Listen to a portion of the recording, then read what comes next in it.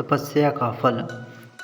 भगवान शंकर को पति के रूप में पाने हेतु माता पार्वती कठोर तपस्या कर रही थी। उनकी तपस्या पूर्णता की ओर थी।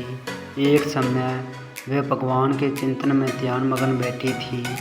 उसी समय उन्हें एक बालक के डूबने की चीख सुनाई दी। माता तुरंत उठकर वहां पहुंची। उन्होंने देखा एक मगरमच्छ बालक को पानी के भीतर खींच रहा है। बालक अपनी जान बचाने के लिए प्रयास कर रहा है तथा मगरमच्छ उसे आहार बनाने का प्रयास कर रहा था। करुणामयी माँ को बालक पर दया आ गई। उन्होंने मगरमच्छ से निवेदन किया कि बालक को छोड़ दीजिए, इसे आहार न बनाए। मगरमच्छ बोला, माता ये मेरा आहार है। मुझे हर छठे दिन उदर पूर्ति हेतु जो पहले मिलता है उसे मेरा आहार ब्रह्मा ने निश्चित किया है। माता ने फिर कहा, आप इसे छोड़ दें, इसके बदले में अपनी तपस्या का फल दूंगी। ग्रह ने कहा, ठीक है। माता ने उसी समय संकल्प कर अपनी पूरी तपस्या का पुण्य फल उस ग्रह को दे दिया।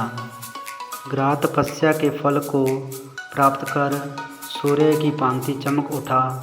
उसकी बुद्धि भी शुद्ध हो गई। उसने कहा, माता आप अपना पुण्य वापस ले लें, मैं इस बालक को यूं ही छोड़ दूंगा। माता ने मना कर दिया तथा बालक को गोद में लेकर ममतामयी माता दुलारने लगी। बालक को सुरक्षित लौटाकर माता ने अपने स्थान पर वापस आकर तप शुरू कर दिया। भगवान शिव तुरंत ही वहाँ प्रकट हो गए और बोले, पार्वती अब तुम्हें तप करने की आवश्यकता नहीं है, हर प्राणी में मेरा ही वास है। तुमने उस ग्रह को तप का फल दे दिया, वह मुझे ही प्राप्त हुआ, अतः तुम्हारा तप का फल अंत्य गुना हो गया।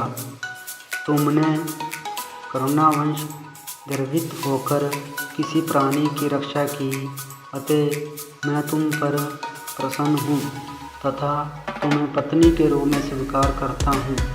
कथा का सारांश यही है कि जो परहित की कामना करता है उस पर परमात्मा की असीम कृपा होती है।